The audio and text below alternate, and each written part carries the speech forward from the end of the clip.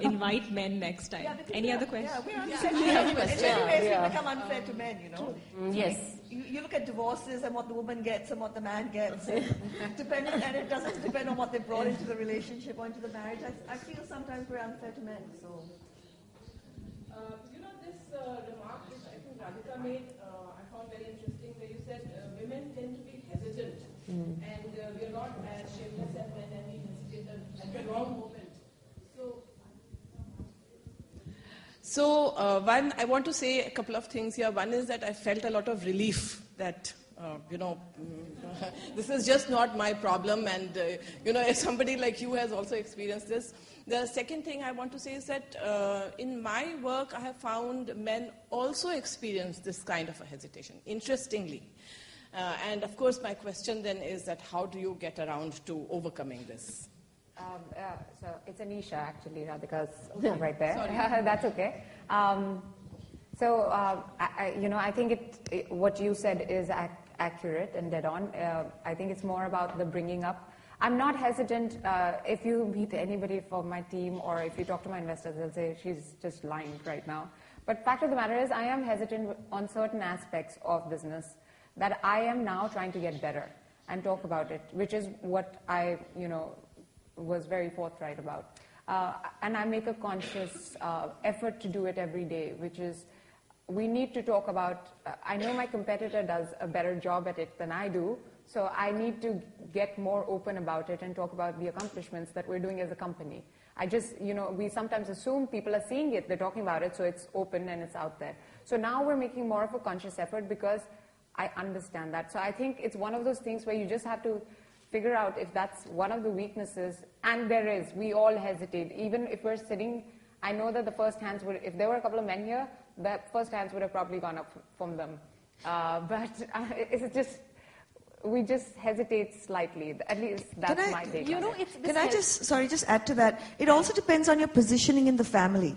If you're the firstborn, you tend to be a little more risk averse than if you're the second or third born. And that's basically, as I said, it's all about the subconscious programming, how you've been parented. Most parents will tend to be a little more hesitant with the first child and a little more protective and a little more careful, whether it's a male or a female.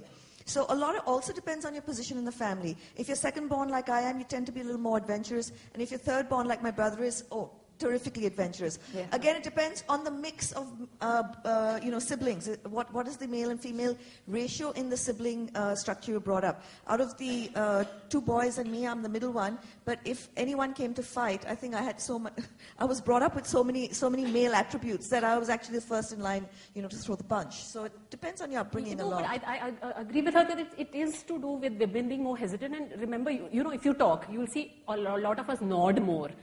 A lot of us will have, before or after. A lot more of questioning rather than, so if you want to make a factual statement, the man will say, I think, we have to do 20% growth. A woman will say, do you think we can grow at 20%?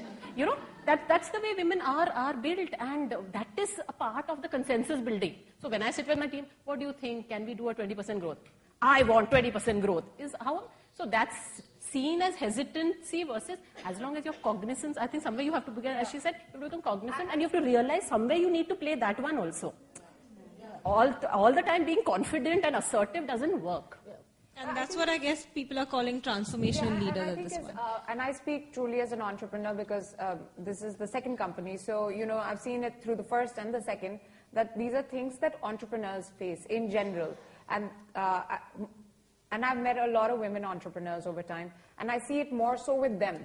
So I'm just talking about, in general, women entrepreneurs versus men who are doing, starting out their companies. And what I see in terms of them pitching to VCs and angels, because God knows I've done those routes. And so just the way they talk or present, there is a vast difference. So we just need to change that a little bit. I've just got a quick list of the difference, because of the brain structures, in the difference between the male and the female. And I'll just quickly, so I'm reading the male first. Autocratic, democratic. Action, feeling. Directive, participative. Task, relationship. Hierarchy, flat. Transactional, transformational, left brain, left and right brain, logical, social, emotional, math, language. And these are just like really, these are based on the structures of the brain. And so it's got not, I mean, they're just so different, the two brain structures, and leads to a very, very different way of leadership. Yeah, that's an interesting point, and that really seems to be the unique advantage, and that's what seems to be making the business case for a lot of companies these days. Any other questions? Yeah, I have a question for Veena, just after the statement. Hi. When you were talking about the attributes that female excel over male, and when we were talking, we started the discussion with breaking the glass ceiling. But I somehow feel that when we are talking about breaking the glass ceiling, is it confined only to corporates and boardrooms? There are certain segments still where we have not yet curved a niche for us, like, for instance, the armed forces. We could produce one example of a prime minister. Why couldn't we produce an army general yet? So having all those advantages over men, why are we laying back in this? I think, again, it's going back to the structure of the brain. You'll always have more male engineers than female engineers, because males are more left brain logical processing. So I think that's more a function of the brain, and also then added to that is the way we're brought up. In constant advocacy with parents, highlighting the difference in the two brain structures, and also, sort of talking to parents as to how they can bring the transformation along based on the child's positioning, based on whether he's male, female, based on the mix of siblings, male and female, in the pack. So I think it's truly a function of just the different way the brains are. And going forward, you'll need less army generals, I think, than right brain thinkers. So I think going forward, if anyone wants to see how the future is going to look, and we're calling it the conceptual age. If we went from agriculture to industrial manufacturing, and we're actually entering a new age, which is called the age of imagination. It's the conceptual age. It's going to be your innovators, your people who can imagine, that are going to be the entrepreneurs and be in leadership positions, and those are right brain thinkers. So men will have to rewire their brain almost to sort of meet the forward new age, whereas we're already sitting pretty, we've got it. A counterpoint to that.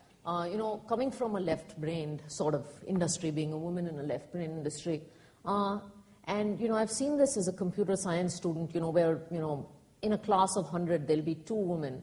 When we constantly say, women can't be left-brained, women are likely to be less good at math and science, I mean, the empirical experience, and Penn saw this, is that you discourage even the women. And, maybe I'm being harsh, but you discourage even the women who are inclined towards math and science, from going into math and science, because, you go into a math and science classroom and every guy says, women are not going to be good at math and science. So there is a self-fulfilling prophecy. It is a self-fulfilling prophecy, and it is unfair because there are plenty of us, that do succeed in left-brain professions. Yeah, but it's all about igniting individual human greatness. So I'm saying it doesn't matter whether you're male or female. It's figuring out how your brain best functions. That, I think, that's a fair So that's what statement. we're doing. But it's also ensuring that women don't feel bad if they're not good at math. Yeah, I just want to add to this. I think the whole thing is that we need to come to terms the way we are. I think it's all a matter of what do you want to excel in, or what do you want to opt